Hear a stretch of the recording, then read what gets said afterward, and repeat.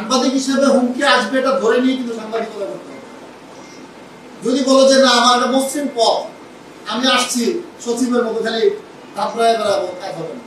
এখানে হুমকি আসবে, এখানে প্রশংসা আসবে, এখানে ফোন দিয়ে যখন তোমাকে নিয়ে বিভিন্ন জায়গায় কথা হবে তোমার একটা ভালো রিপোর্টের কারণে, তখন দেখবো তোমার ভালো লাগবে, আবার হুমকি আসবে, একটু ভয়ও লাগবে। হ্যাঁ, এই হুমকিটা থাকবেই। হুমকিটাকে উপেক্ষা করে আমার সাংবাদিকতা করতে হবে। প্রথম শর্ত হলো অনুসন্ধানী সাংবাদিকতা।